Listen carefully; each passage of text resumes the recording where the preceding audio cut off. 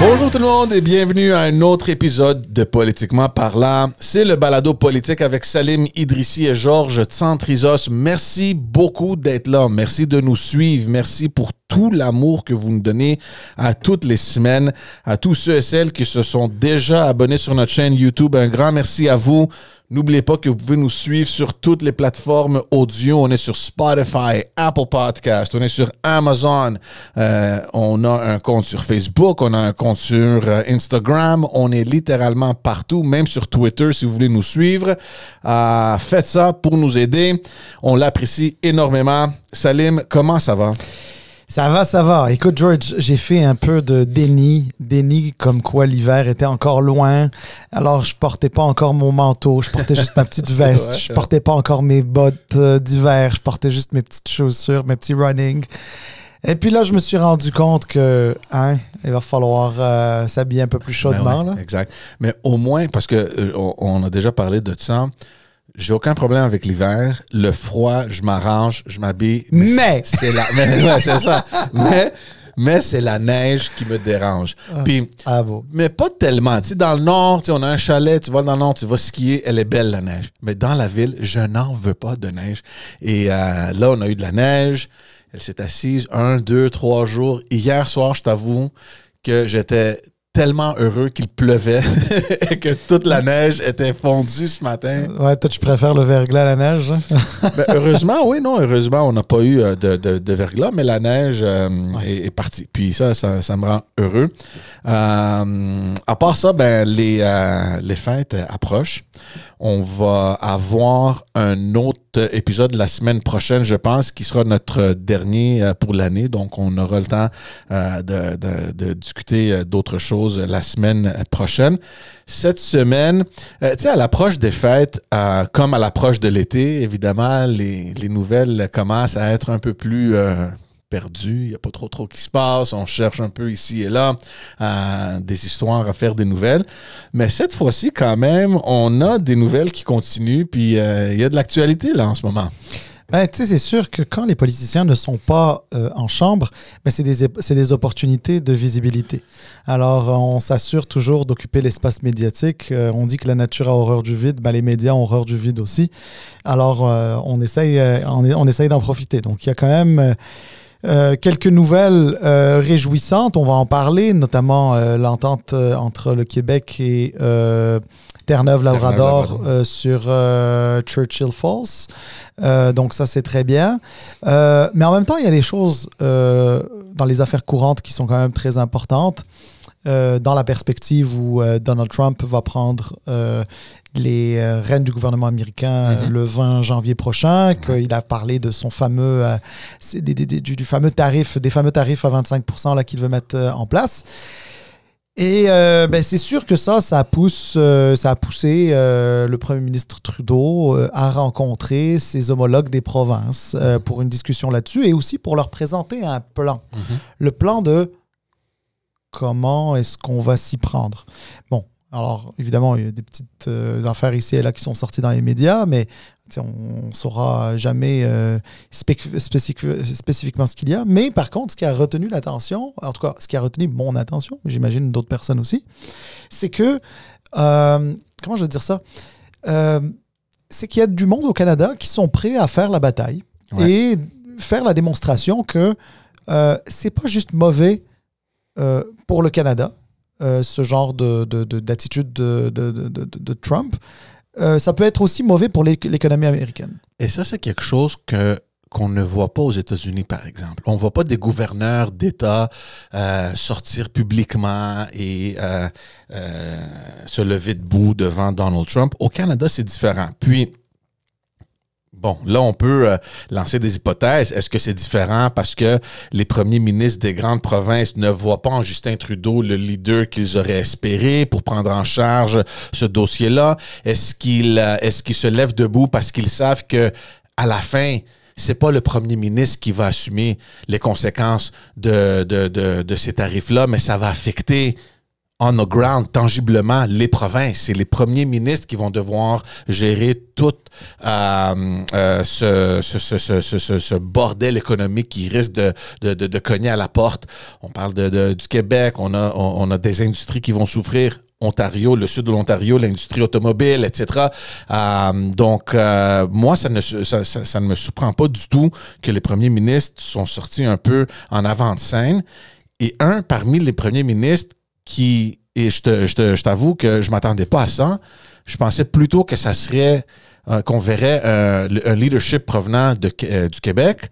Mais là, cette fois-ci, c'est l'Ontario, c'est Doug Ford qui mène un peu cette bataille-là. On a vu une entrevue qu'il a accordée à Fox News. Là, cette semaine, il est sorti de dire, bon, s'il y a personne là qui est au Canada, tu sais, parmi nos leaders, si les gens ont peur de sortir et affronter vraiment Monsieur Trump, comme on dit en anglais, fight fire with fire. Mais moi, je vais le faire. Puis il a dit une affaire énorme, Doug Ford, cette semaine. Il a dit, bon, ben regarde, tu nous mets 25%, j'ai aucun problème d'arrêter toute l'énergie qui part de l'Ontario aux États-Unis. That's it. Puis là, les médias ont parti. Est-ce qu'on peut faire ça? C'est fou de faire ça. Comment est-ce qu'on peut sortir et dire une affaire de même? Évidemment, là, on regarde M. Legault. Vous, tu sais, à cause de ce que l'autre a dit, qu'est-ce qu'on va faire? C'est sûr que Québec il exporte beaucoup plus d'énergie que l'Ontario aux États-Unis. Mais j'ai trouvé ça vraiment bon de Doug Ford de s'assumer puis de dire, regarde, enough is enough, ça suffit là. Puis on sait que M. Trump, garde ton 25%, c'est une image, c'est un peu le bully que tu es parce que c'est le négociateur en toi. Ben, regarde, moi aussi, je vais dire une niaiserie. Bon, on arrête l'énergie, puis let's go. A fair fight. Ben c'est ça. Et ce que tu dis est d'autant plus intéressant que M. Ford est il est de tendance, il n'est pas de tendance, il est conservateur.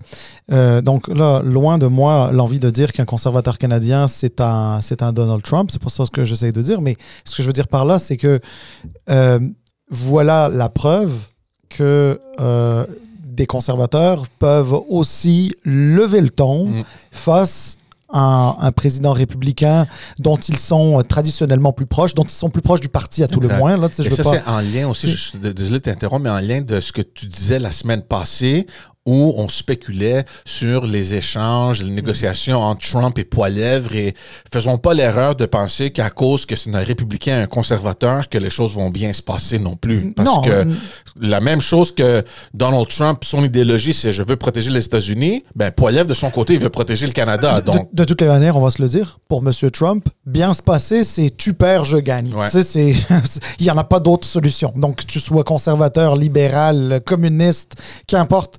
Pour lui, c'est tant que tu perds et que je gagne, c'est le plus important. C'est juste ça qui compte pour M. Trump. Donc, effectivement, moi, je trouve que, au contraire, c'est super intéressant qu'un premier ministre comme le premier ministre Ford décide d'avoir cette attitude-là, d'aller de l'avant. Tu sais, t'as parlé de son entrevue à Fox, mais aussi à MSNBC, donc le côté plus à gauche, si tu veux, des médias américains. Et il est allé dire à peu près la même chose. En gros, dans le fond, ce qu'il est en train de dire, c'est it takes two to tango. Ça en prend deux pour danser le tango. Et donc, dans le fond, ben, si nous, on souhaite porter ombrage à une partie de l'économie américaine, on peut aussi le faire. Alors, on va s'entendre, là, juste pour pas qu'on interprète mal ce qu'on est en train de dire. Les Américains sont infiniment plus puissants, plus grands, plus forts que nous autres. Hein, c'est pas ça le point. Le point, c'est juste de dire que nous avons aussi chez nous des choses dont les Américains ont besoin pour leur propre économie. Ouais. Puis, les Américains, c'est à la limite, comment dire, ils ont toujours été pour le commerce, le libre-échange, etc. Alors, on comprend qu'ils sont plus réfractaires aujourd'hui, mais c'était quoi le principe pendant toutes ces années-là? Puis ça ne disparaît pas juste en claquant des doigts, c'est qu'on part du principe que il y a ailleurs des choses que nous n'avons pas ici, et il y a ici des choses qu'eux n'ont pas ailleurs. Ouais.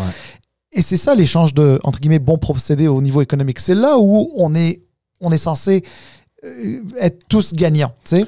Moi, je vais dire ce que j'aime de ce que Doug Ford fait, parce que oui, ça prend du courage, parce qu'on le sait que cette histoire-là, ça va se passer entre Donald Trump et Justin Trudeau. Et d'avoir un premier ministre d'une province, de vraiment prendre le leadership là-dessus, ça prend du courage.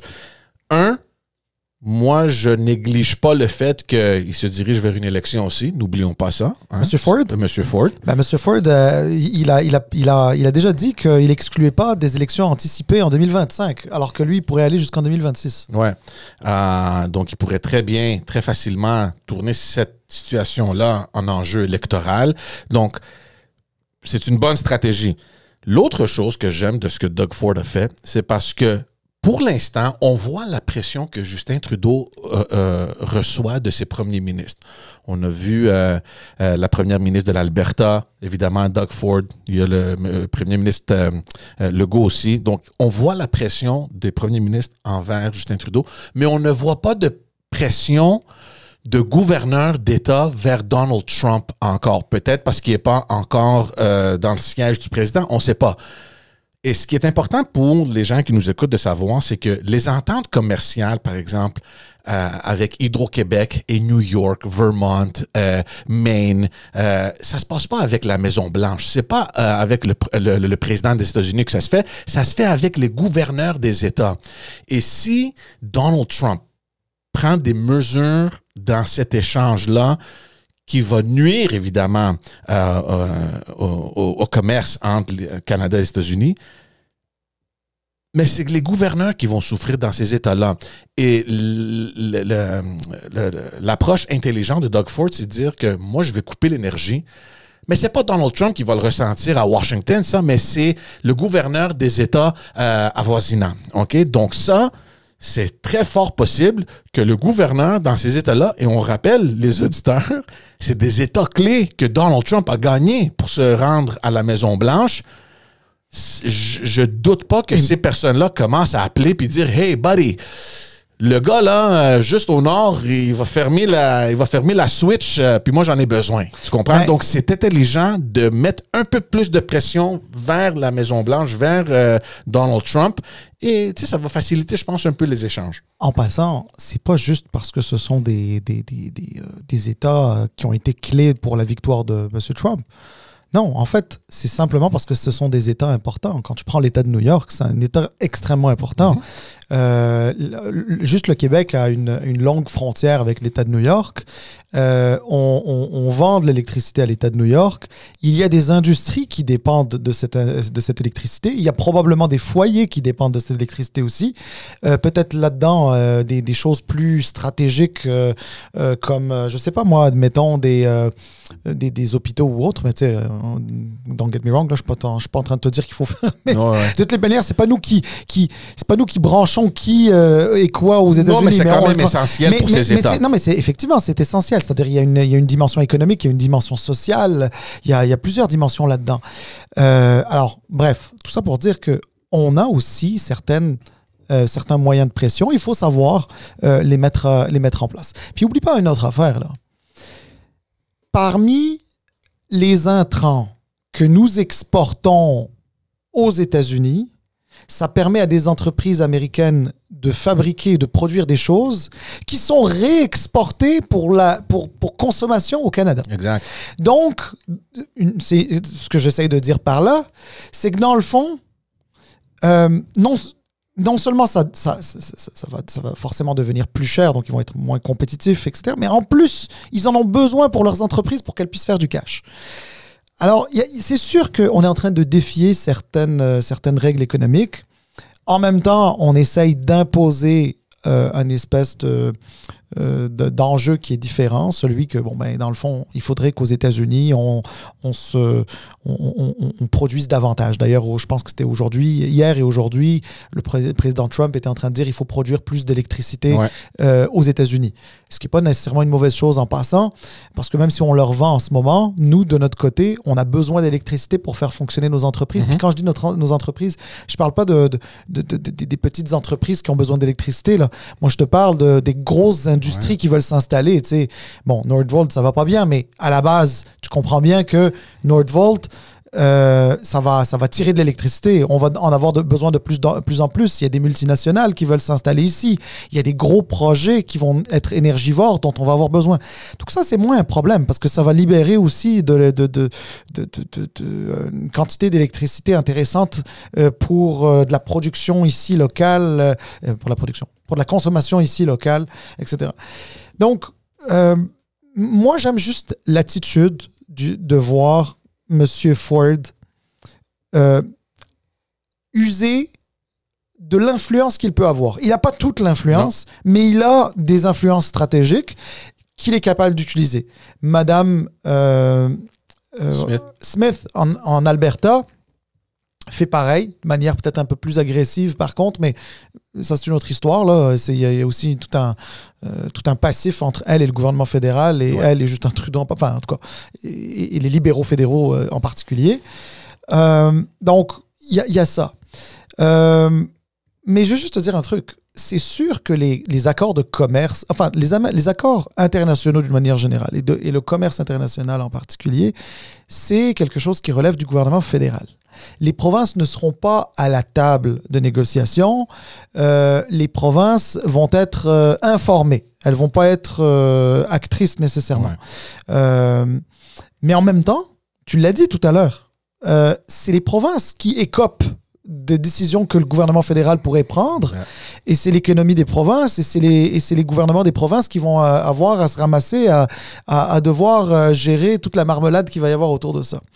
Alors, comment je vais dire ça? C'est tout à fait légitime de la part d'un premier ministre d'une province de le faire. Monsieur Legault, bon, je ne sais pas quels sont ses réseaux aux États-Unis. J'ai jamais entendu qu'il en avait nécessairement de très bons. En tout cas, pas plus que ceux qui viennent naturellement avec la fonction de premier ministre du Québec. Mais je sais, il a serré la main de M. Trump à Paris. Bon, regarde, mais à mon avis, ça veut rien dire. Mais ça, c'est une autre histoire, là. Je pense pas qu'il vient de changer le cours de l'histoire en lui serrant la main. Mais en tout cas, tout ça pour dire, c'est sûr que les provinces ont un rôle à jouer. Les rôles à jouer, là, oui, c'est auprès des gouverneurs des États. Oui, c'est auprès des divers chambres de commerce et autres organisations qui plaident pour le commerce entre le Canada et les États-Unis. On a des façons de mettre de la pression. Je te rappelle juste que la première fois que M. Trump était président, et qu'il avait voulu mettre, si ma mémoire est bonne, là je peux me tromper un petit peu, là, et je m'excuse si je me trompe ou je manque de précision, mais il voulait mettre des tarifs sur le bois d'œuvre. Tu sais que le bois d'œuvre ne fait pas partie de l'ALENA, des accords de l'ALENA, c'est un accord à part. Il voulait mettre des tarifs là-dessus. Je sais pas si tu te souviens, je pense, l'acier puis l'aluminium, je pense. Ah oui, je pense que c'était l'acier et l'aluminium. Tu as raison. Excuse-moi. Je te disais que je pensais être imprécis. C'était acier et aluminium. Tu as tout à fait raison, George. Et puis à cette époque-là, je me souviens qu'on avait décidé en retour de monter nos tarifs sur des produits américains. Exact. Et on a eu gain de cause. Donc c'est possible. Puis avant qu'on passe à d'autres sujets, mais la semaine dernière, je te disais que j'avais écouté une ronde d'entrevues de Jean Charest, qu'on a reçu ici aussi, l'ancien premier ministre du Québec, qui disait que la technique de M. Trump était devenue connue maintenant, c'est-à-dire avant de commencer à négocier, il te donne un bon coup de bâton de baseball sur la tête, là tu es un peu étourdi, puis tu fais des premières... Il t'insulte aussi dans la place publique. C'est ça, il te ridiculise un peu, etc. Puis là, tu sais... Il t'appelle le gouverneur du 51e État. Ouais, ça, on va en reparler de ça. Mais tu vois, c'est une manière, dans le fond, de faire des gains avant même de commencer la négociation. Puis ensuite, par la force des choses, dans les négociations, il y a d'autres concessions qui se font. Et lui, au final, il est bien content. Alors, l'idée ici, je pense, c'est effectivement de ne pas céder à cette panique-là et de se dire, regarde, je ne peux pas croire que tu es capable de te faire élire premier ministre d'une province ou premier ministre du pays et de ne pas savoir jouer aux échecs. Tu sais, quand tu joues aux échecs, Parfois, c'est drôle parce qu'en plus, je joue avec ma petite fille qui a 7 ans, qui a commencé à jouer à ça à l'école. Mais il y a des situations où tu es prêt à perdre une pièce importante de ton jeu. Pourquoi? Parce que tu es capable d'affaiblir l'adversaire aussi. L'adversaire est plus fort que toi, mais tu sais que tu vas lui faire mal en mangeant telle pièce à tel moment. Tu sais, ben, c'est un peu le même principe, la politique et la géopolitique aussi. Puis, regarde, de toutes les manières,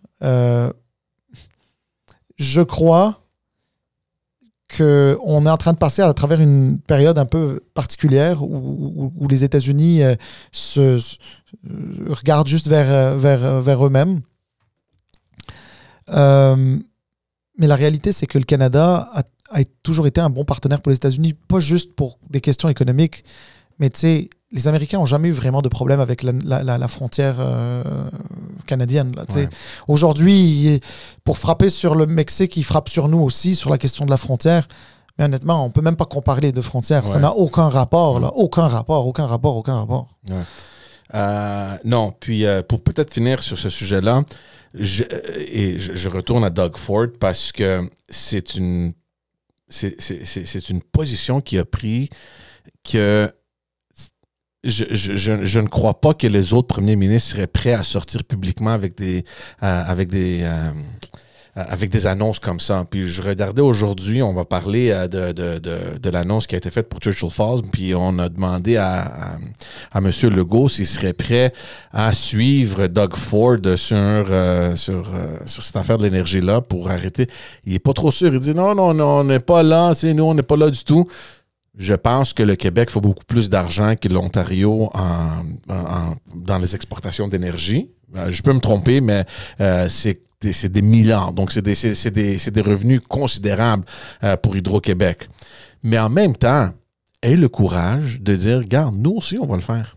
Pourquoi ne pas appliquer de la pression? À la fin, là, c'est pas toi qui vas négocier. C'est la pression, c'est Justin Trudeau. Puis en même temps, regarde, si les États au sud de l'Ontario puis les États au sud du Québec commencent à cogner la porte à M. Trump pour lui dire, écoute, les deux plus grandes provinces au Canada vont nous couper l'énergie, peut-être mets ça de côté parce que là, tu nous mets dans le trouble. Ça peut marcher.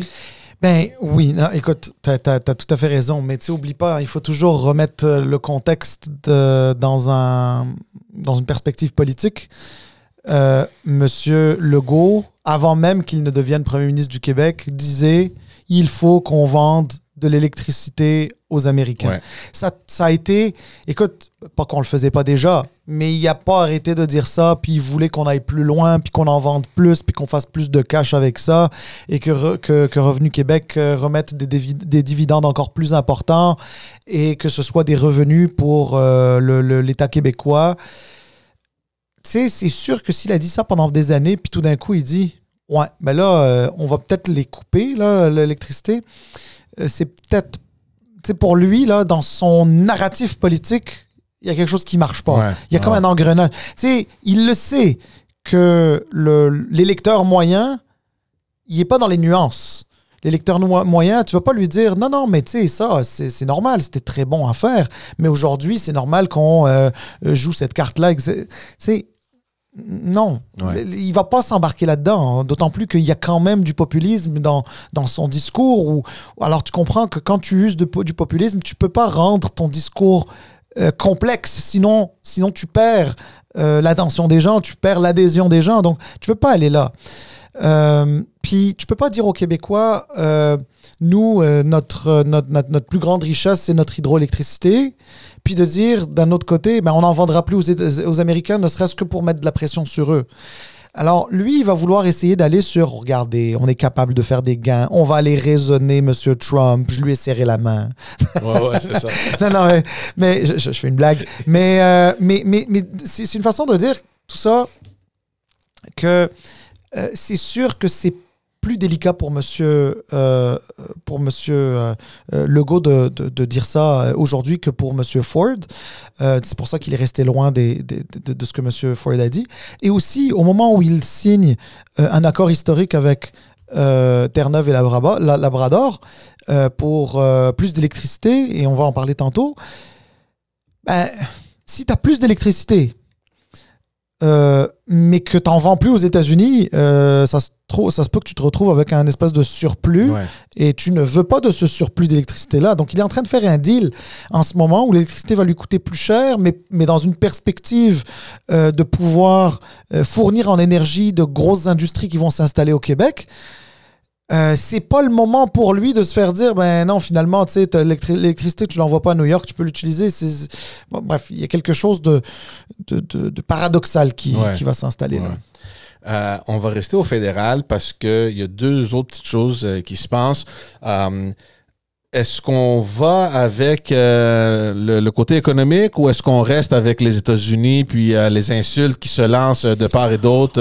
Ben, parlons de ces malheureuses insultes de part et d'autre. C'est pas vrai de part et d'autre. D'une part, là, pas vraiment. Ouais, je sais où est-ce que tu t'en vas.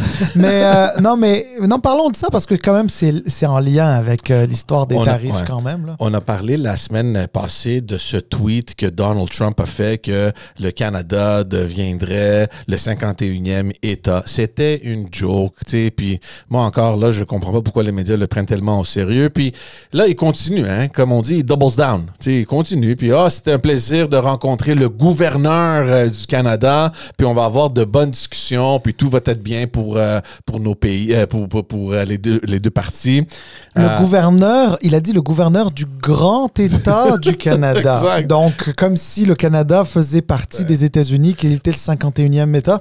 Alors imagine quand même, le Canada est plus grand que les États-Unis en superficie, puis juste le Canada serait juste un État. Moi, je pense que c'est le bout le plus insultant, parce que tant qu'à annexer le Canada, annexe-le en disant que qu'il y a 10 provinces et 3 territoires, donc ça ferait 13 États de plus. C'est ça, exact. Bref, ceci étant dit, je vais te dire un truc. Pour la blague, tant celle qui a été dite, parce que ça a commencé comme ça a été dit pendant le souper à Mar-a-Lago avec M. Trudeau, entre M. Trudeau et M. Trump, ce qui s'est retrouvé à Fox News,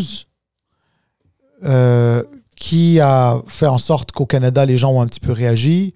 Les gens ont un peu exagéré ça. C'était juste une blague que Canadiens que Américains font envers les Canadiens depuis des lustres. Et en passant, il existe des blagues inverses. Là, quand on disait que notre armée, en 1812, à l'époque, c'était l'armée britannique, mais en 1812, avait battu les Américains, donc watch out. Ça aussi, c'est une blague, parce que la réalité, c'est que avec 1,28% de notre PIB, notre armée, elle fait même pas regarde, je pense qu'on perdrait contre le Portugal. Là, c'est comme dans une guerre. Là.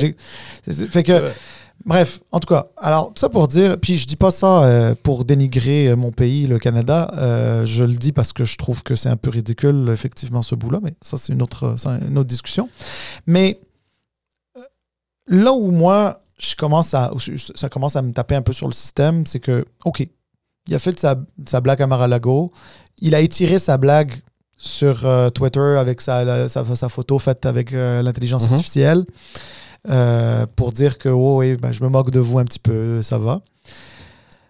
Mais honnêtement, en arriver plusieurs jours plus tard avec un tweet sur son réseau social qui parle du gouverneur Trudeau, moi je te le dis, personnellement je la trouve plus très drôle.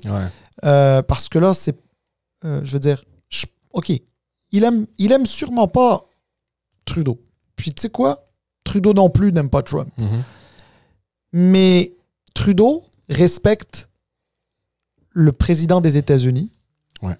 Puis d'une certaine manière, le président des États-Unis, je parle pas de Donald Trump, la personne, là, on le sait que c'est quelqu'un d'assez ordurier dans la façon dont il s'exprime, mais et ridiculise les gens, etc. Mais le président des États-Unis est censé, un tant soit peu, c'est ton chien qui aboie.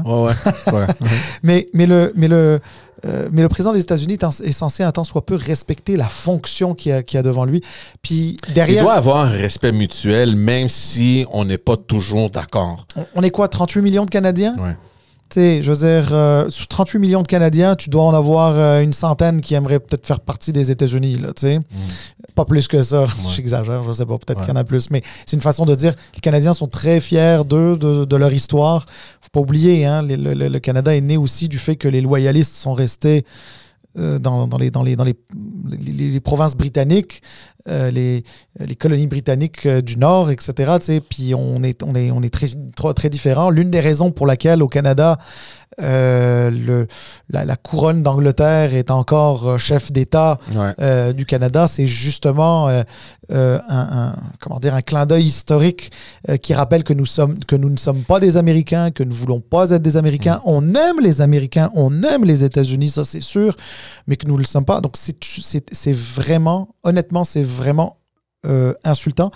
Puis sais-tu quoi, George? Moi, ce qui me fait à la limite le plus de peine, c'est même pas ce que M. Trump pense de nous. De toute façon, M. Trump, c'est même pas comme s'il agissait nécessairement très bien avec son propre monde. Non, c'est le fait qu'ici au Canada, il y ait du monde qui dise « Hey, regardez, si on a un premier ministre dont on se fout de la gueule de cette façon, excuse-moi l'expression, mais dont on se moque de cette façon, c'est à cause de lui. » Non, excuse-moi, c'est pas à cause de lui. Je suis désolé. Le premier ministre, c'est le premier ministre. On l'aime pas, il fait du bon travail, il fait pas du bon travail. Ça, c'est un autre débat. Mais c'est le premier ministre du Canada. Et on devrait pas dire ben là, Justin Trudeau n'est pas digne d'être premier ministre parce que M. Trump se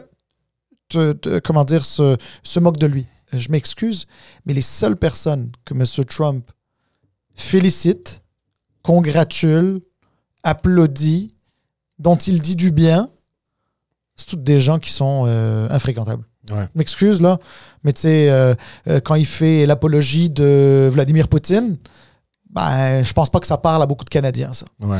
Quand il fait l'apologie de... Tu sais, à un moment donné, il était allé, dans son premier mandat, il est allé serrer la main de Kim Jong-un. Ouais. Tu sais, je veux dire, puis, bon, à un moment donné, il disait de lui « smart guy », etc. Ben, excuse-moi, là, tu sais, moi, j'ai pas envie de dire de bonnes choses sur ce monsieur-là. Ouais. Tu sais, c'est... Mais j'ai trouvé quand même particulière la façon que Justin Trudeau a répliqué. Et les médias, ils sont pas allés sur ce terrain-là, mais moi, je pense que c'était une petite flèche vers les Américains. Mais il y a une grande différence, parce que d'un côté, tu as quelqu'un qui est parti dans un autre monde, qui se moque de tout le monde, puis c'est son caractère. Et de l'autre partie, on a vu Justin Trudeau qui était critique pas envers la personne, mais envers les Américains parce qu'ils n'ont pas élu une femme. Et ça, j'ai trouvé que c'était un faux pas majeur. C'était dans une conférence, je ne sais pas trop où qu'il la donnait. Puis, je pense il y avait un auditoire de femmes, puis c'est correct. On le sait tous que Justin Trudeau, c'est le féministe. Puis moi aussi, je suis féministe. Mais tu ne peux pas aller dire publiquement... critiquer publiquement les électeurs américains et de dire encore une fois, on a vu qu'aux États-Unis, ben, pour la deuxième fois de suite, ils n'ont pas, pour la deuxième élection de suite, ils n'ont pas voté leur première femme présidente. C'est pas de tes affaires. C'est les électeurs américains qui ont choisi, qui ont voté. C'est un processus démocratique et il faut respecter leur choix.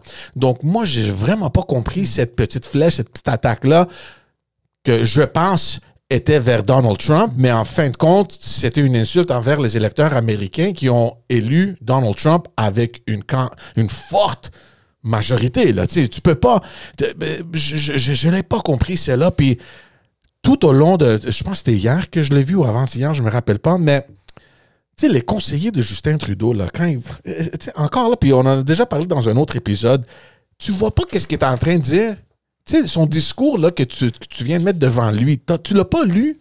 Tu n'as pas vu qu'est-ce qu'il est en train de dire. Pourquoi le dire? Pourquoi? Puis, je veux pas critiquer son personnel politique, parce qu'à la fin, peut-être c'est même lui qui a dit non, on va le laisser là.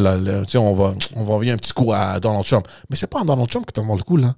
Tu insultes les électeurs américains. Ben, la réalité, c'est que même si c'était Donald Trump, t'as pas à le faire.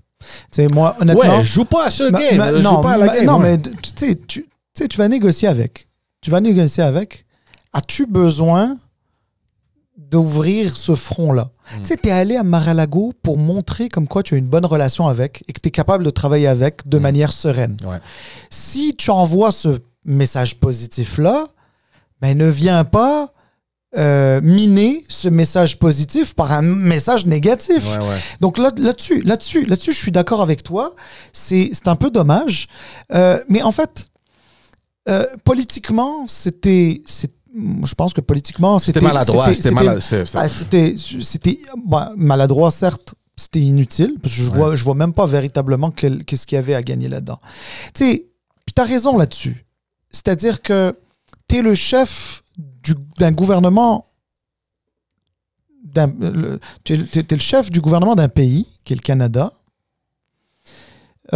C'est vrai que de critiquer le choix démocratique d'un pays ami, allié, voisin, c'est pas fort. Surtout quand tu dois dealer avec l'administration qui va rentrer en place dans pas long.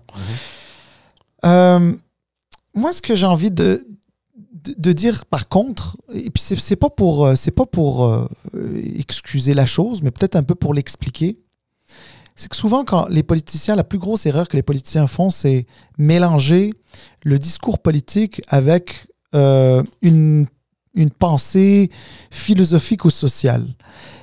Justin Trudeau, sans doute que ce qu'il cherchait à dire, c'était de dire que la place des femmes dans une société peut reculer. Et aux États-Unis, il y a plusieurs éléments qui peuvent nous faire croire, à tort ou à raison, il y a plusieurs éléments qui peuvent nous faire croire que la position de la femme recule et qu'au Canada, la position de la femme est meilleure qu'aux États-Unis. Mais que c'est pas parce qu'elle est meilleure qu'aux États-Unis qu'elle ne pourrait pas revenir un peu en arrière. Et son message aussi, c'est de dire, si la place de la femme recule aux États-Unis, c'est à cause des mouvements conservateurs américains, républicains notamment, MAGA autour de Donald Trump, qui, nous le savons, n'a pas nécessairement un grand respect pour les femmes. Et c'est une manière indirecte pour Justin Trudeau de dire les mouvements conservateurs au Canada pourraient amener la cause féminine en arrière également. À travers des questions d'avortement. Est-ce qu'on va l'interdire? Est-ce qu'on va le limiter? Est-ce qu'on va le complexifier? Est-ce qu'on va trouver un moyen de qu'il y en ait moins? Etc., etc. Et donc, moi, j'ai l'impression que dans son discours, qui était maladroit, je pense qu'il ne cherchait ni à viser Trump, ni à viser les Américains. Il cherchait à viser les conservateurs canadiens. Moi, je suis convaincu de ça. Il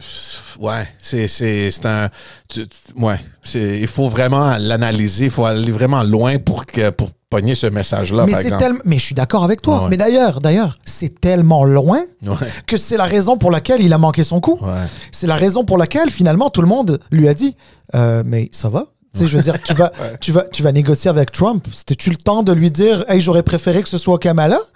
Tu sais?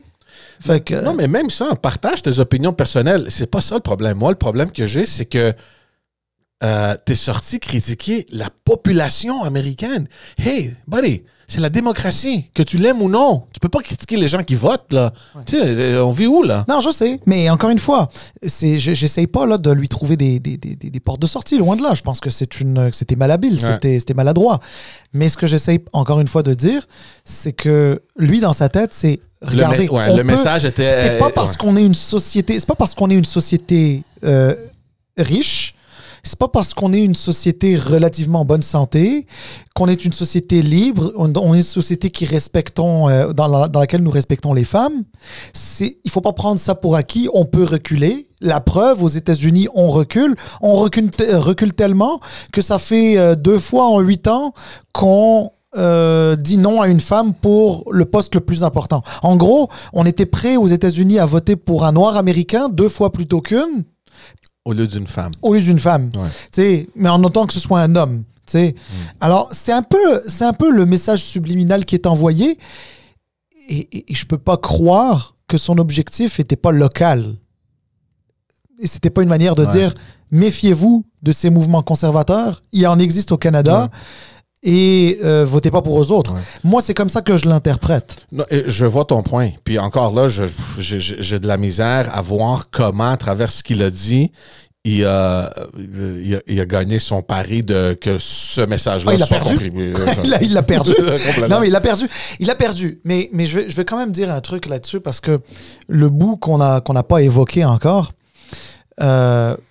là-dessus, c'est qu'il y a eu un tweet sur l'ancien Twitter, X, par le patron de X, Elon Musk. Et ça aussi, c'est pas correct. Parce que là, il a dit en anglais, Trudeau is an insufferable tool. C'est comme un abruti. Ouais. C'est ça que ça veut dire. Imbécile insupportable ou quelque chose comme ça.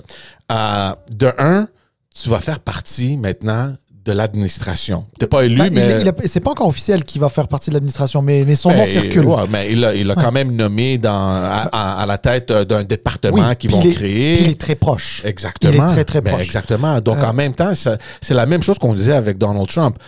Tu peux ne pas aimer Justin Trudeau, mais tu as l'obligation de respecter la position qu'il a au Canada. Tu peux pas sortir dire des affaires de même. Là. Je pense que... Mais on connaît Elon Musk, lui non plus, il s'en fout, là, il dit ce qu'il veut. Mais ça frappe quand même, tu sais, que un futur proche allié de Donald Trump te traite de même. C'est l'équivalent d'un super ministre. Ouais. Quand tu fais partie de l'administration américaine, là, les divers secrétaires, lui, il va être un des secrétaires. Je ne sais pas si c'est officialisé encore. C'est pas un secrétaire. Il va être en charge du département de... L'efficacité ou je sais pas trop quoi. C'est ça. Dans le fond, ils vont couper le gras. Ouais, c'est ça. Le red tape, la paperasse, etc. C'est ça. Donc, avec Vivek Ramaswamy, les deux ensemble, ils sont responsables de gérer un peu les dépenses de l'État. Mais en tout cas, il va faire partie de l'administration américaine d'une manière ou d'une autre. Et quand bien même il n'en fasse pas partie officiellement, c'est quelqu'un d'extrêmement proche du président. Puis sincèrement, il s'en fout peut-être. Mais des Tesla, là, ça se vend ici au Canada. Ouais. Twitter, c'est utilisé au Canada. Comment ils appellent ça? Starlink ou je ne sais pas trop quoi, là? Ils ont des marchés au Canada aussi. Ouais. Tu sais, je veux dire, moi, je m'excuse. Lui, il peut traiter Justin Trudeau d'imbécile, mais moi, quand il insulte Justin Trudeau, pour moi, il insulte 38-39 millions de Canadiens. Bof, je pense pas. Ça va loin. Non, il insulte Justin Trudeau, sachant que presque la moitié de la population au Canada sont peut-être d'accord avec lui. OK, quand Justin Trudeau sera plus premier ministre, là, qu'il y aura un autre premier ministre qui s'attaquera à Justin Trudeau, je viendrai pas défendre Justin Trudeau. Mais au moment où on se parle, Justin Trudeau est le premier ministre du Canada. Lui va très certainement jouer un rôle dans l'administration américaine. Je m'excuse de dire ça. Pour moi, c'est une insulte au Canada et au Canadiens. Je comprends, mais juste pour jouer l'avocat du diable, pourquoi est-ce qu'il a dit ça et dans quel contexte? On vient juste de l'expliquer. Oui. C'était une niaiserie que Justin Trudeau a dit, pas envers une attaque personnelle envers Trump, mais envers le peuple américain. Donc, Elon Trump retourne et dit « De quoi tu parles? T'es un imbécile insupportable. » Je sais pas. Je justifie pas ce qu'il a fait. Pour moi, ça ne s'explique pas parce que Justin Trudeau n'a pas non plus qualifié les gens aux États-Unis d'imbéciles ou d'abrutis. Il a porté un jugement qui était maladroit, peut-être. Certains vont l'applaudir parce que certains sont d'accord avec soi, soit dit en passant. Mais disons qu'en diplomatie et particulièrement en cette période-là, c'est maladroit, mais il a insulté personne. Se faire insulter par un futur officiel américain qui, en plus de ça, brasse des affaires au Canada, honnêtement, je trouve pas ça correct. D'autant plus que, je m'excuse, mais le gouvernement Trudeau, en plus, a permis à des entreprises comme Tesla, et Tesla en particulier, d'entrer au Canada de manière assez comment dire, assez spectaculaire parce que le gouvernement Trudeau, contrairement à d'autres gouvernements, ont énormément encouragé les voitures électriques, l'électrification des transports, etc. Ça a été très bien. Écoute, il y a eu aussi des crédits d'impôt monstres. Bref, on a facilité l'implantation de son entreprise ici. Ouais. Donc, il ne doit pas être complètement abruti, Justin Trudeau. Là, il faut, à un moment donné, il y a des limites aux insultes envers Trudeau. Moi, je te dis franchement, moi, je suis un peu fatigué des insultes envers Trudeau. Écoute, ça veut pas dire qu'on est obligé d'aimer Trudeau. Ça veut pas dire, mais j'ai juste, je trouve que dans cette espèce de fatigue qu'il y a envers un parti politique qui est là depuis 9 ans, en l'occurrence avec M. Trudeau à la tête, sous prétexte de cette fatigue-là, on va trop loin, à mon avis, dans la critique et dans l'insulte. Et moi, à la limite, je veux te dire, que M. Musk insulte M. Trudeau, à la limite, tu sais quoi, on pourrait ne même pas en parler. Mais sais-tu quoi, encore une fois, je l'ai dit tantôt, je le répète maintenant, ce qui me dérange le plus, c'est qu'ici au Canada, il y a des gens qui disent « Eh ouais, Musk, il a raison !» Comment ça, il a raison? Non, tu peux pas avoir raison de l'insulter. Tu peux ne pas l'aimer. Il n'y a personne qui t'oblige à voter pour lui. De toutes les manières, selon les sondages, il sera potentiellement plus là après la prochaine élection. Mais ça n'a aucun sens. Cette condescendance, écoute-moi, pour moi, la condescendance de M. Trump ou de M. Musk à l'égard de M. Trudeau, c'est la condescendance qu'ont certains responsables américains envers le Canada.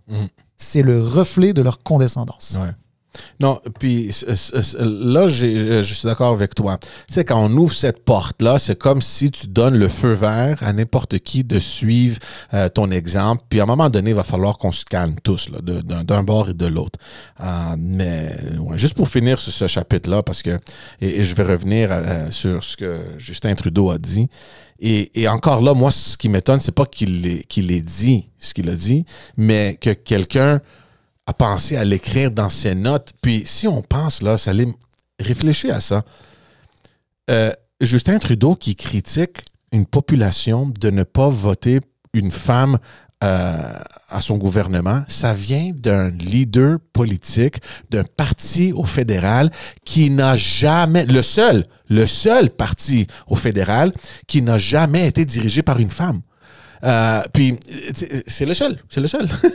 Donc, à un moment donné... peut-être Mélanie Joly, la prochaine? Oui, mais jusqu'à date, il n'y en a pas. Donc, quand tu dis pour faire un statement comme ça, puis tu es le seul à Ottawa à diriger un parti qui n'a jamais eu de femme à sa tête, moi, je garderais une petite réserve. Ouais, mais... Et je sais que je vais loin, mais quand on parle de semantics, tu sais, Ouais, non, mais regarde, en fait, je comprends ton point si on analyse et on voit la chose de manière très froide et très rapide.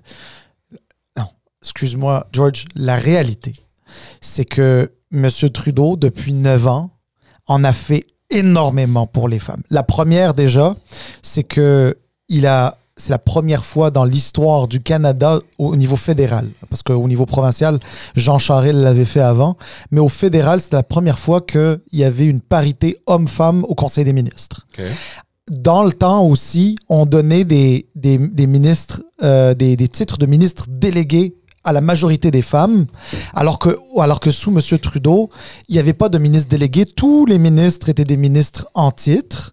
Il y en avait des plus importants que d'autres, mais ça c'est normal. Les portefeuilles sont plus importants que d'autres. Actuellement, tu as Mme Freeland qui est non seulement vice-première ministre, mais ministre des Finances, qui est probablement le ministère le plus important au gouvernement, dans tous les gouvernements d'ailleurs, mais et particulièrement au fédéral.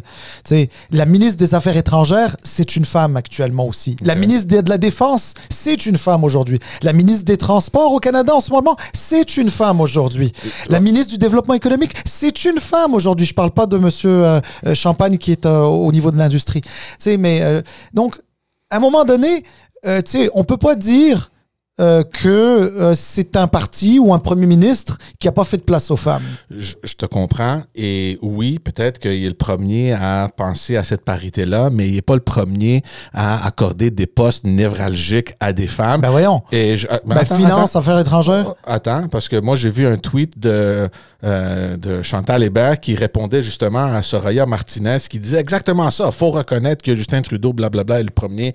Puis la réponse de Chantal Hébert, elle frappe vraiment parce qu'elle dit, n'oublions pas, Barbara McDougall, Affaires étrangères, Pat Carney, Commerce international au moment de la négociation de l'accord canadien-États-Unis, Kim Campbell, Défense nationale.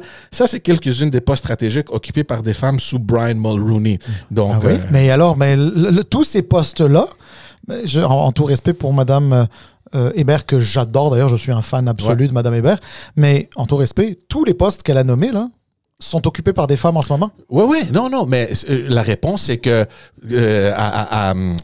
c'est une réponse à une affaire dans le qui sens dit que ça a déjà été fait. Exactement. Ah, OK. Non, mais don't get me wrong. En passant, je parle comme ça, là, puis je veux pas donner l'impression que je suis là pour défendre le PLC ou M. Trudeau. Moi, regarde, pour ceux qui ne le savent pas ou qui ne l'ont pas encore compris... Est-ce qu'il y a eu des avancées? Oui. Mais de dire que Justin Trudeau, c'est le premier à penser à des femmes pour des postes stratégiques, non, relax. Non. Mais c'est pas ça que je dis. Ouais.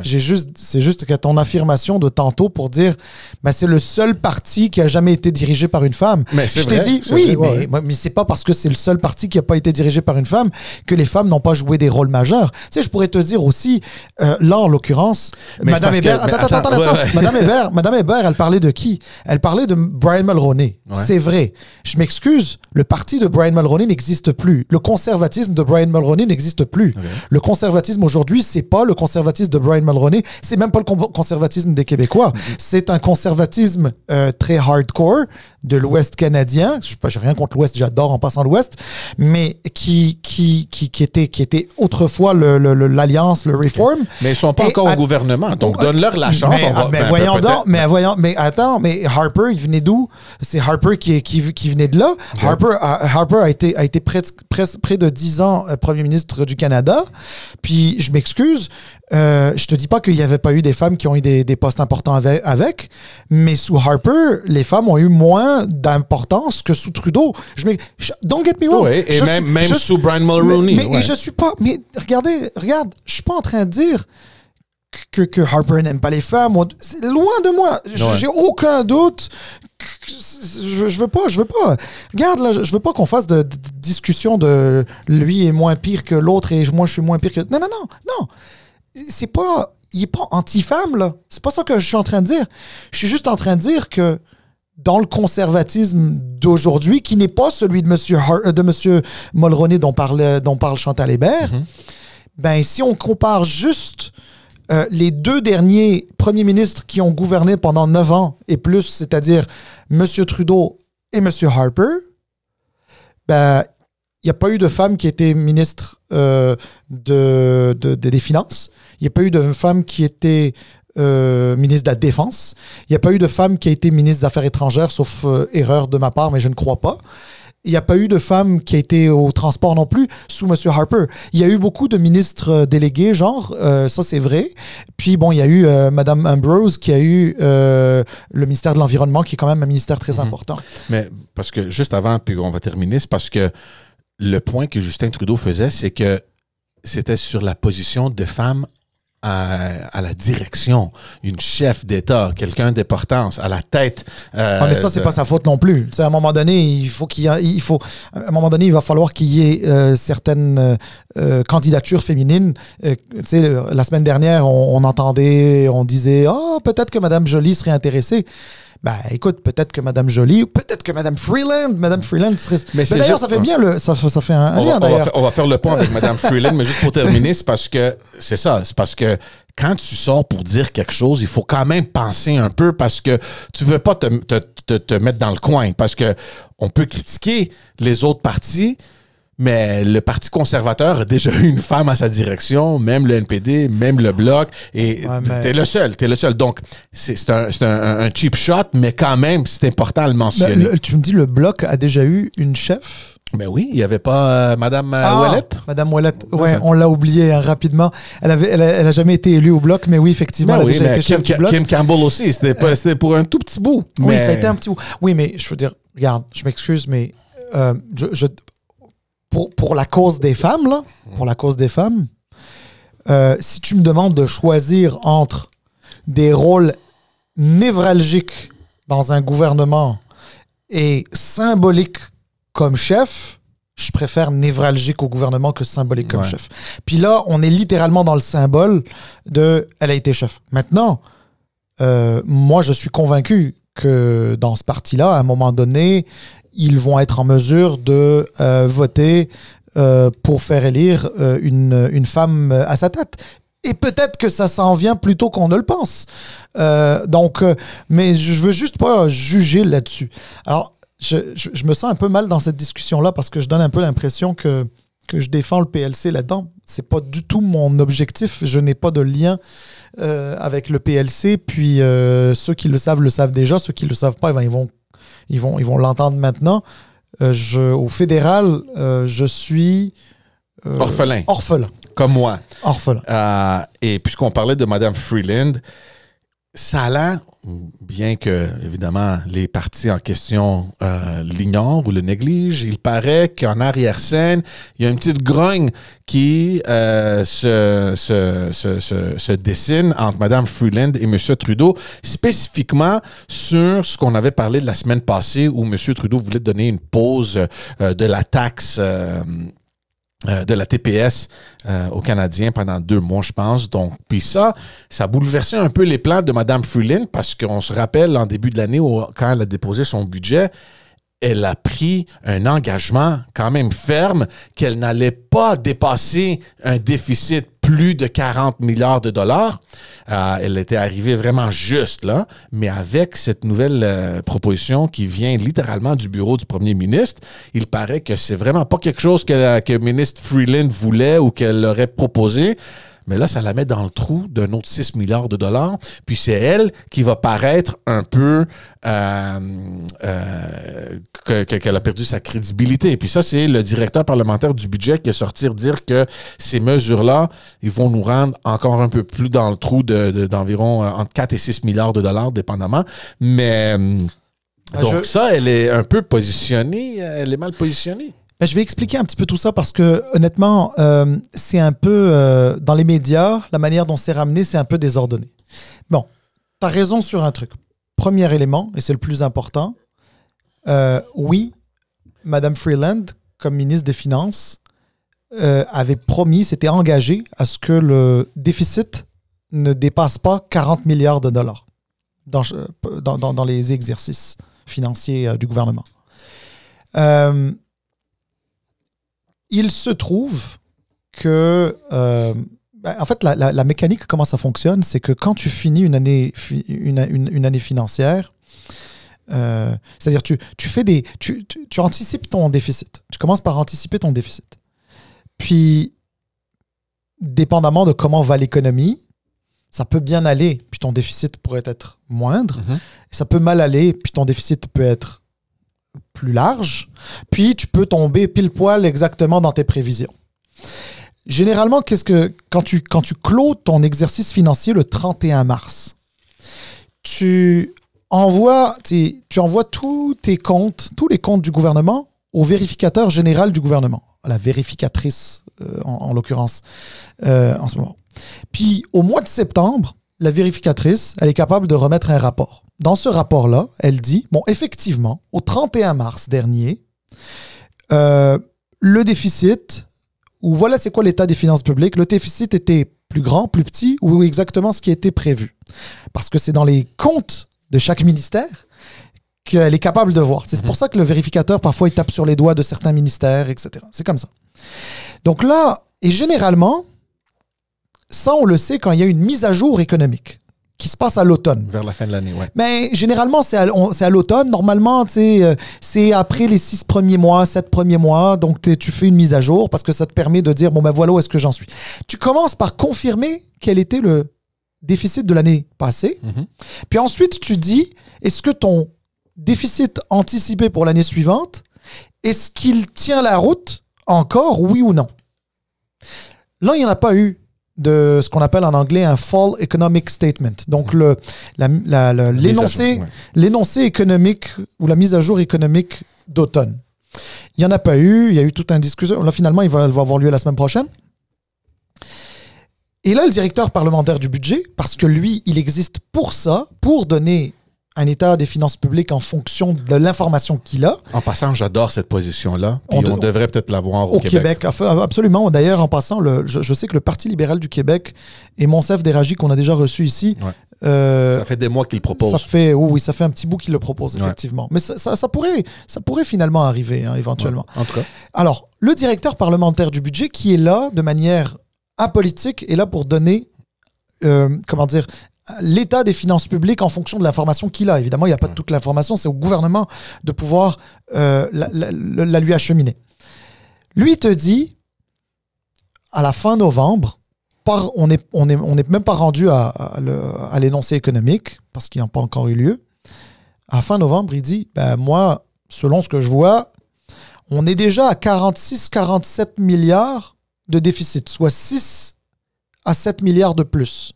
Puis là, il dit, ça, c'est sans compter sur les cadeaux annoncés par le gouvernement, c'est-à-dire le congé de taxes, qui lui va coûter 1,6 milliard. OK? 1,6 milliard. Il y a un autre cadeau qui a été annoncé, qui lui va coûter 4,7 milliards, qui est celui du chèque de 250 dont on a parlé. Mais attention, ce chèque de 250 va être remis qu'au printemps. Donc, passé le 31 mars, qu'est-ce que ça veut dire par là? Ça veut dire qu'il ne sera pas comptabilisé dans le déficit de cette année. Donc, on ne peut pas dire que c'est 6 milliards de plus. C'est pour ça que je voulais expliquer un petit peu. Donc, mais par contre, on a 6-7 milliards de plus à la base, qui a été comptabilisé, plus le 1,6 milliard du congé de TPS, plus ce qui a été annoncé pour la protection de la frontière dans le cadre des discussions avec Trump de 1 milliard. Donc techniquement, si tu me dis qu'on est à 6-7 milliards de plus, disons 6,5 milliards, puis tu rajoutes un 2,5 ou un 2,6 milliards entre le 1,6 du congé de taxes et le 1 milliard pour la surveillance de la frontière, ça te fait d'emblée à peu près 9 milliards, 9,1 milliards de plus. Tu sais, puis ça, je suis pas mal sûr que ça va être un petit peu plus élevé. Donc, on peut même probablement dire qu'on sera aux alentours d'environ 10 milliards de plus dans le déficit de l'année actuelle. Donc, c'est là que ça l'est. Alors, je sais que là, tu as commencé de parler de Mme Freeland. Fait que là, maintenant que j'ai remis un peu en perspective les trucs que les médias ne font pas nécessairement, mais que nous, sur le podcast, on prend le temps d'expliquer. Alors, voilà. Mais ça, franchement, c'est un beau cadeau pour Pierre Poilievre.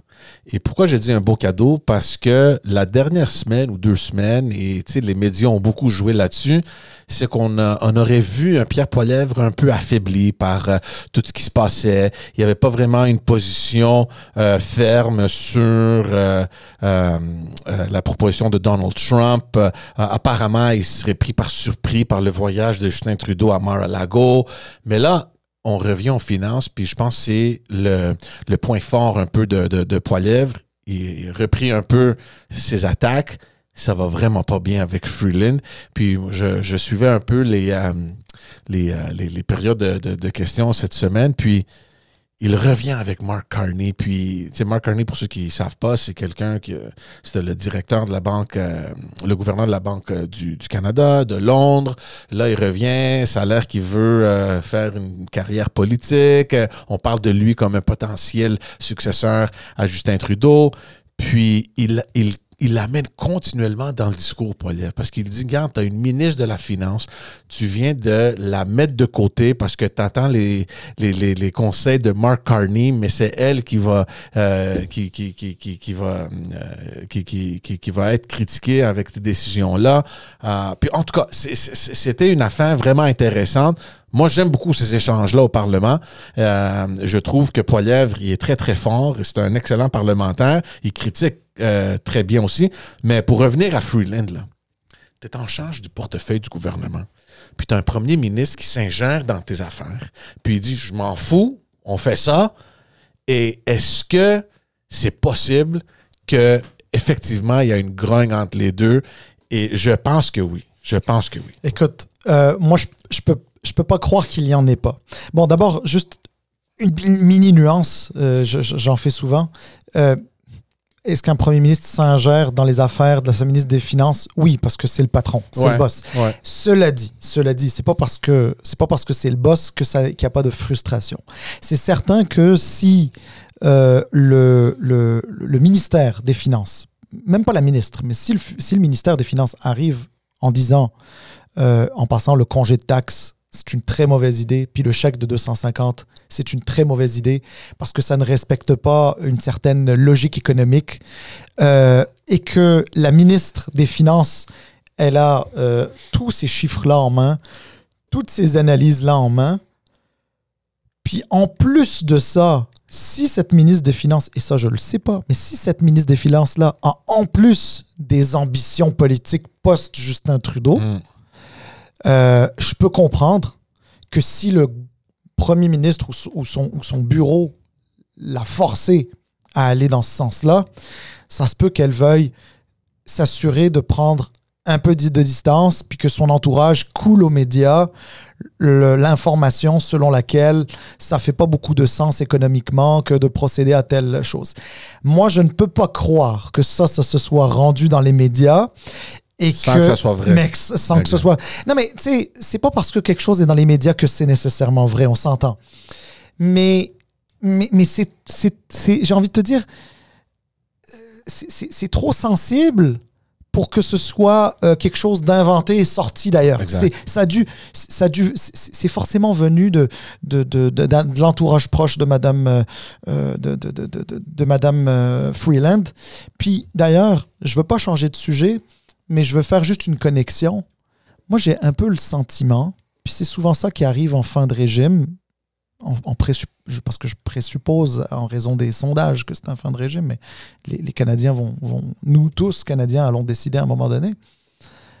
Mais j'ai comme l'impression qu'il y a moins de discipline à l'intérieur du Conseil des ministres de M. Trudeau, parce que là, on a vu la sortie de M. Miller sur M. Legault. On a vu Mme Joly dans New York Times. Dans le New York Times. Il y avait Mme Freeland qui semble ne pas être satisfaite. Oui, c'est ça. Puis il me semblait qu'il y avait autre chose aussi. Là, puis là, ça m'échappe en tout cas. Fait que là, tu vois, c'est pas des choses majeures. Là. Il y a personne qui tire sur M. Trudeau. Là. Mais disons que la discipline est peut-être un petit peu moins là. Ouais. Ça nous ramène à un autre sujet. On l'a pas prévu dans nos affaires, mais éventuellement, on parle au début de l'année prochaine d'un possible remaniement à Ottawa. Est-ce que ça serait un message trop fort pour Justin Trudeau de dire à tout ce monde-là, c'est le temps de vous changer dans une année électorale et quel signal est-ce que ça va envoyer? Mais premièrement, est-ce qu'il peut faire ça? Tu sais, quand on parle d'un ministre des Finances, c'est ton numéro 2, tu comprends? Dans une année électorale, de dire « ciao, bye, j'amène quelqu'un d'autre », c'est un message fort quand même que tu envoies. Et est-ce que ça va permettre à Justin Trudeau de garder, comme tu dis, un contrôle qui semble de plus en plus qu'il est en train de perdre? Moi, ça va être intéressant les premiers mois de l'année prochaine. Impossible pour lui de changer sa ministre des Finances. D'abord parce qu'il va y avoir un budget, probablement un budget sur lequel son gouvernement pourrait tomber. Ouais. Un budget qui va être sa plateforme électorale. Dans le fond, il va proposer un budget, puis il va dire « c'est ça mon programme, votez pour moi ou mettez-moi dehors, mais voilà mon programme ». C'est ça. Ça va être dans son budget, donc il ne peut pas faire ça.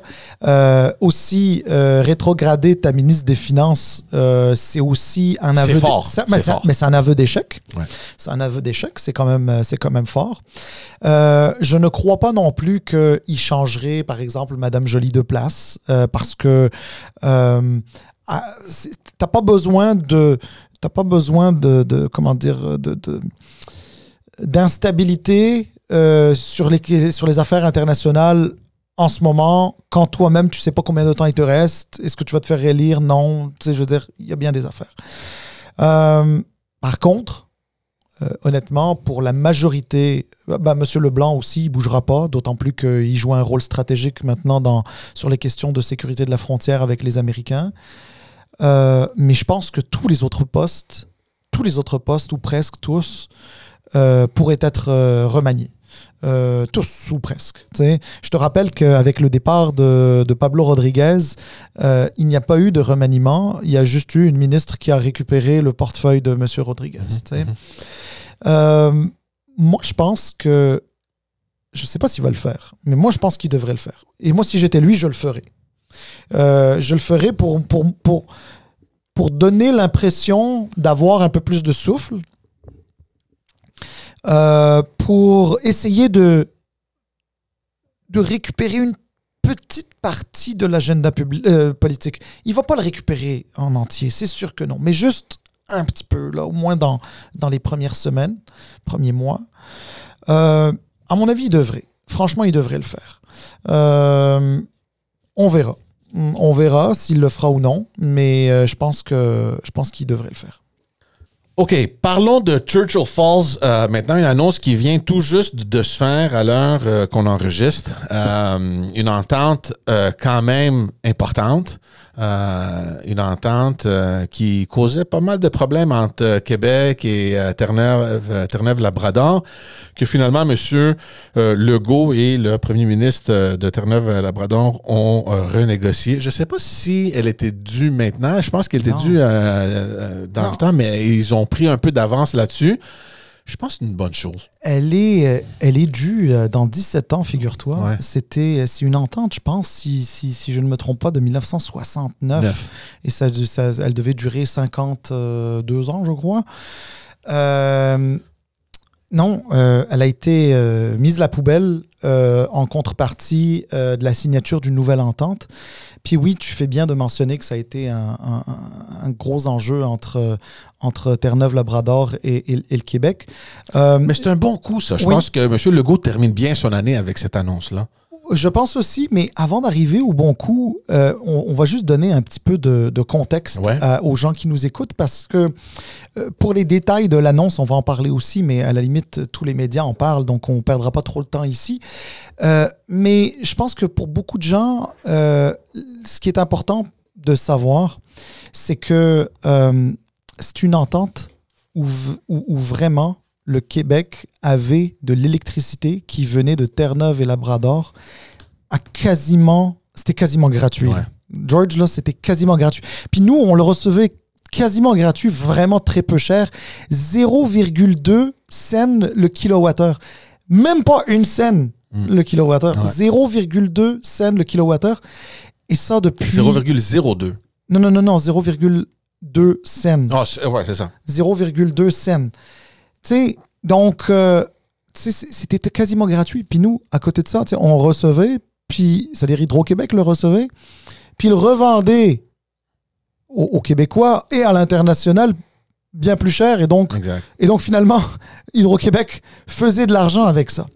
Et évidemment, ça a été tout un fiasco pour les gens de Terre-Neuve, parce que les gens de Terre-Neuve considéraient que pour eux, ils ne faisaient pas d'argent avec ça. Mais ils se faisaient voler carrément. Mais c'est comme ça que c'était interprété. Et puis les gens de Terre-Neuve en ont voulu pendant des décennies. Je peux te dire qu'il y a des gens qui l'ont à travers la gorge. Il y a des gens, je ne vais pas dire qu'ils n'aiment pas le Québec, ou pas pour ce qu'il est, mais parce qu'ils considèrent que le Québec avait négocié dans une situation où Terre-Neuve était en difficulté et a profité, si tu veux, de la vulnérabilité de Terre-Neuve et Labrador pour avoir un tel deal.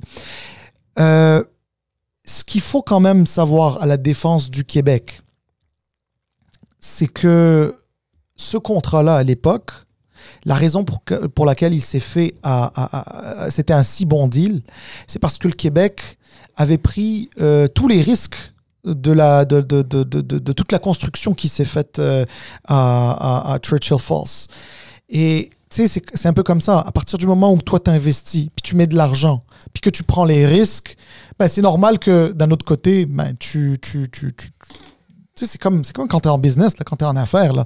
Tu prends des risques, donc c'est normal que tu essayes de... Mais t'en profites des redevances. Oui, c'est tout à fait normal et légitime. Puis je dis pas que le Québec a fait quelque chose de pas bien, mais je peux comprendre que dans l'absolu, aujourd'hui, en 2024, quand tu vois l'entente, et puis ça fait longtemps, ça fait des décennies que Terre-Neuve dit cette entente n'a pas de bon sens, ben tu te dis, mais oui, elle n'a pas de bon sens. C'est vrai qu'elle n'avait pas de bon sens. Mais il se trouve que quand elle a été signée, c'était dans un contexte, puis le Québec, a fait le bon deal. Maintenant, la bonne chose là-dedans, c'est que, puis sincèrement, tu parlais de bons coups de M. Legault, on peut le lui donner là-dessus, parce que je pense qu'il y a bien des premiers ministres qui auraient été bien heureux de le faire, mais le contexte ne se prêtait pas à ça. Et là, je m'explique. C'est-à-dire que, tu sais, 17 ans, pour monsieur et madame tout le monde, c'est une bonne période. C'est le 17 ans, c'est ce qui restait dans le contrat de 1969. Pour monsieur et madame tout le monde, 17 ans, c'est encore long, c'est encore loin. Mais 17 ans, pour le Québec, pour un Québec qui est en train de se développer, qui développe son industrie hydroélectrique, son électrification des transports, les industries qu'on essaye d'attirer, 17 ans, c'est demain matin.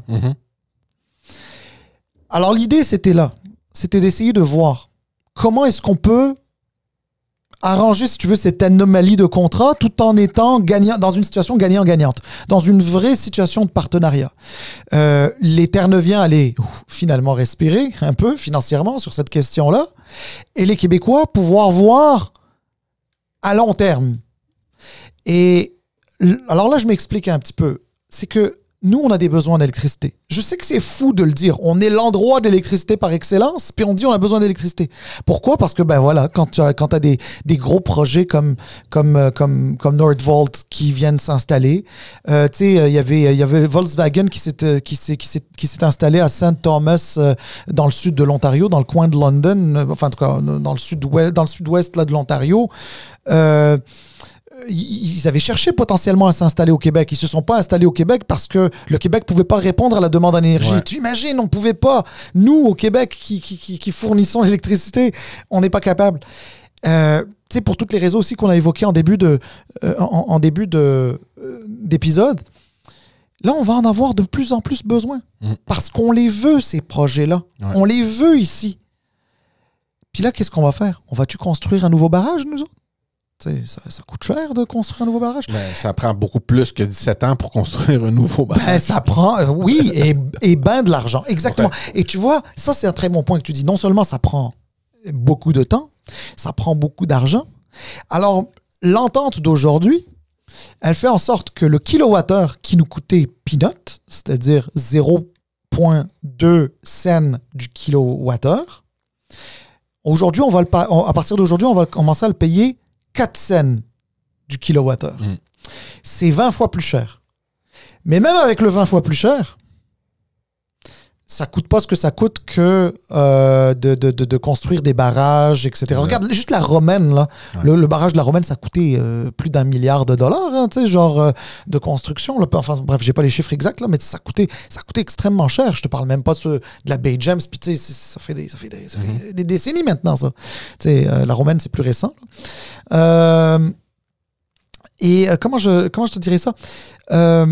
Puis cette entente-là, c'est une entente qui nous permet de nous approvisionner davantage en électricité à un prix qui est plus juste pour les Terre-Neuviens, mais qui reste quand même intéressant. On s'assure aussi d'avoir Terre-Neuve qui va investir dans ce barrage-là, puis dans des barrages avoisinants, de manière à produire davantage et fournir davantage le Québec. Parce que ce qu'il faut savoir, c'est que Terre-Neuve, pourquoi elle est dépendante d'Hydro-Québec? C'est parce que géographiquement, même si Terre-Neuve voulait vendre aux États-Unis, ils doivent passer par le territoire québécois. Ouais. Tu comprends que y a du monde au gouvernement du Québec qui vont peut-être dire minute papillon, tu passes pas par là, à moins que je fasse un deal là-dedans. T'sais. Alors, et donc finalement, Hydro-Québec est le meilleur client de Terre-Neuve et Labrador pour ça. Alors écoute, là je sais que je viens de faire beaucoup de simplifications, mais le but ici c'est pas non plus d'être des experts, mais juste donner le contexte, un contexte aux personnes qui nous écoutent. Puis, donc, c'est ça. Un autre point, c'est que il va y avoir de l'argent investi pour renouveler ce barrage-là et potentiellement construire un autre projet à Gull River. Exactement. Donc, ça, c'est, comme tu dis, encore beaucoup plus de potentiel pour le Québec. La question qu'on aura ici, c'est que si ça va nous coûter plus cher pour l'acheter, quelle conséquences est-ce que ça va avoir aux consommateurs québécois et si ça va être considérable ou non, parce qu'on s'entend que Hydro-Québec, leur marge de profit vient juste de diminuer quand même de beaucoup, là. Alors ça, c'est tout un sujet que tu viens de lancer. On le fera pas nécessairement aujourd'hui en entier, mais on peut dire quelques petites affaires là-dessus. C'est là qu'on en vient à savoir est-ce qu'on laisse la régie de l'énergie déterminer le prix de l'électricité en fonction de ce que ça vaut vraiment, ou est-ce qu'on laisse ça à la solde un peu du politique? Au Québec, le politique, c'est souvent ingéré dans définir combien ça coûte. Et ça, c'est quelque chose qui fait beaucoup de débat ces jours-ci. Hein? Est-ce qu'on laisse l'autonomie à la régie de l'énergie pour, comme tu dis, faire ce qu'elle veut avec les prix? Ou est-ce que c'est le gouvernement qui doit toujours être là pour contrôler ça? Fitzgibbon, par exemple. Lui avait dit de laisser ça à la régie de l'énergie. Oui, parce que Fitzgibbon, c'est un homme d'affaires. Ouais. Lui, c'est pas un politicien. Il a peut-être fait de la politique, mais il a fait de la politique sans jamais avoir été politicien. Il détestait être politicien, je crois.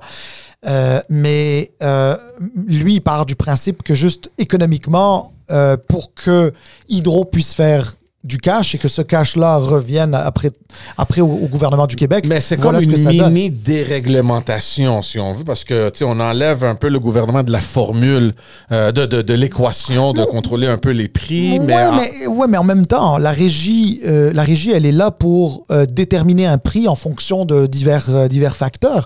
On va se le dire, on paye pas cher l'électricité au Québec. Puis, à un moment donné, il y a plusieurs raisons qui peuvent expliquer la raison pour laquelle ça pourrait augmenter. Là, tu comprends? Moi, d'ailleurs, je ne serais pas surpris que ça augmente. Puis d'ailleurs, ça va augmenter. Ça va finir par augmenter. Je ne te dis pas que je le souhaite, mais tu sais, à un moment donné, il y a des... voilà, quand il va y avoir toutes les études économiques qui vont faire... qui vont pointer vers le même endroit, c'est-à-dire vers une augmentation, l'augmentation va avoir lieu. Mais tu sais, pour revenir à l'entente sur Churchill Falls, est-ce que le fait qu'on le paye plus cher, ça pourrait coûter plus cher aux Québécois? Potentiellement, mais je ne crois pas que la relation de cause à effet va se faire immédiatement. Je crois que ça va se faire dans toute la réflexion qui va avoir lieu autour des prix, du prix à la consommation d'électricité et de quelle manière est-ce qu'on va le faire. Tu sais, est-ce que tu vas avoir un certain nombre de kilowattheures en dessous duquel tu vas payer tel prix, au-dessus duquel tu vas payer un autre prix, etc. Enfin bref, il y a beaucoup de choses. Tu sais, de plus en plus, là, tu sais, quand tu électrifies, là, tu sais, là, on va commencer à avoir des bornes électriques chez nous à la maison. Il y a des gens qui en ont déjà, etc. Tu sais, ça va commencer à pomper. Tu sais, quand on parle des autobus, là, tu sais, le soir, les autobus, quand tu dois les recharger, là, et que tu as 200 autobus qui sont en train de recharger pendant la nuit, tu sais combien ça pompe ça d'énergie. Ouais. C'est énorme. Et pas juste à Montréal, c'est partout dans les grandes villes du Québec et ailleurs. Puis je te parle même pas des besoins énergétiques des industries. Alors, bref, tout ça pour dire, il va y avoir, c'est sûr qu'il va y avoir ce sujet-là. Cela dit, j'ai envie de te dire aussi autre chose.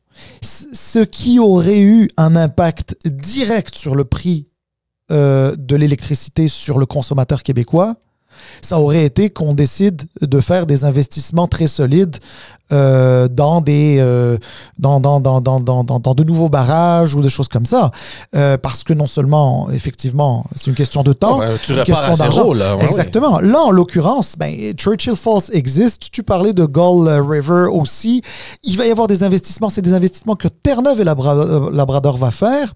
Il va y avoir aussi, je pense, certains investissements d'Hydro-Québec. Mm-hmm. J'ai pas tous les détails en tête, mais il va y en avoir aussi. Il y a une partie qui va venir de là. Mais tu sais, ça va créer aussi de l'emploi à Terre-Neuve et Labrador. Puis, j'ai juste à dire un truc. C'est pas parce qu'on est Québécois qu'on doit s'en foutre de ce qui se passe là-bas. Parce que c'est extrêmement important. On est dans une fédération. Cette fédération-là, c'est pas juste avoir le gouvernement fédéral en commun ou un drapeau, l'unifolié en commun. Non. On a des partenaires. Il faut qu'on agisse en partenaire avec nos voisins, avec le reste des provinces canadiennes. Puis, si ça va bien économiquement pour Terre-Neuve-Labrador, c'est une bonne chose. Ouais. Ils vont construire, ça va créer de l'emploi, ça va stimuler l'économie là-bas, ça va être bon. Ils vont nous vendre l'électricité, on va pouvoir le revendre à nos consommateurs ici et peut-être même à l'extérieur. On va être en mesure de répondre à une demande qui est grandissante, de plus en plus grandissante. Nous n'aurons pas à construire à court terme des grands projets. Des grands projets très coûteux pour lesquels, de toutes les manières, on n'a pas d'argent. Et encore une fois, 17 ans, c'est demain matin. Fait que moi, je préfère avoir un deal aujourd'hui que dans 17 ans. Ben Puis oui. dans 17 ans, même que ton rapport de force à la négociation avec Terre-Neuve et Labrador n'est pas le même. Parce que là, il va te dire, ton contrat est terminé. Là, au moins, tu lui dis, mais regarde, je vais te faire passer de 0,2 cents à 4 cents. C'est 20 fois plus, c'est pas rien. Tu perdras pas les 17 dernières années là, qui restent dans le contrat, tu sais. Puis on continue. Puis en plus de ça, je crois que si j'ai très bien compris, parce que je l'ai écouté rapidement, la conférence de presse, mais dans le fond, ça dit quoi? Ça dit qu'il n'y en aura pas de prix fixe pour Terre-Neuve-Labrador ad vitam aeternam. Ouais, c'est un prix moyen, je pense. Il va y avoir 6 sous, je pense. je ne sais plus trop c'est quoi, mais en tout cas, il y aura une formule qui va pouvoir calculer pour que les gens de Terre-Neuve et Labrador n'aient plus ce sentiment-là. Moi, je pense qu'à un moment donné, il faut faire des deals. C'en est un. Je crois, je ne suis pas un spécialiste en la matière, loin de là, mais a priori, ça a l'air d'être un bon coup. Puis que, sais-tu quoi? Monsieur Legault, celui qui a été souverainiste pendant si longtemps, qui refuse de se dire fédéraliste, qui signe une entente avec une province canadienne qui est aussi intéressante. Ouais. Honnêtement, bravo. Là, bravo. C'est bien. Puis on espère bientôt peut-être avoir même la ministre de l'Énergie, la nouvelle super ministre. On travaille fort pour vous. Là. On travaille fort pour vous pour avoir des personnes intéressantes à venir au podcast. Brûle pas nos scoops. Là. Non, mais c'est un point d'interrogation. Mais on l'a déjà, invité. C'était proche. On l'a invité sur ce podcast via le podcast en disant à Mme Fréchette qu'on aimerait la voir. À l'époque, elle était ministre de l'Immigration. Elle était censée devenir, mais là, il y a eu l'annonce du travail. On n'a jamais eu véritablement de date, pour être honnête. On était peut-être pas loin, en tout cas, on l'espérait, mais on n'a jamais eu vraiment de date. Mais là, c'est sûr qu'avec toutes les responsabilités qu'elle a, ça va être difficile. Ben oui, on comprend, mais l'invitation est toujours là parce que je sais que son personnel nous écoute. Donc, on va vous laisser vous reposer durant les fêtes et la prochaine année. On va revenir à la charge. L'année prochaine, n'oubliez pas notre podcast. On va mettre un point, chers amis, et on va revenir la semaine prochaine avec le dernier épisode. De l'année. On va faire un petit sommaire de honnêtement, une très belle année pour le podcast, franchement, mais on en parlera plus la semaine prochaine. En attendant, allez vous abonner sur notre chaîne YouTube. Aidez-nous si vous écoutez aux versions audio, soit sur Spotify, Apple ou Amazon. Partagez, mettez-nous des petites étoiles, laissez des commentaires, ça nous aide énormément. Et Noël approche, donc si vous êtes vraiment des geeks politiques, là, allez-y. Allez sur notre magasin qui se trouve sur notre chaîne YouTube. Achetez-vous des petites affaires. C'est vraiment à bon prix et c'est de la bonne qualité. Donc, vous allez trouver plein de petites affaires de notre podcast-là. Merci. On vous voit la semaine prochaine. Ciao tout le monde. Merci, bye.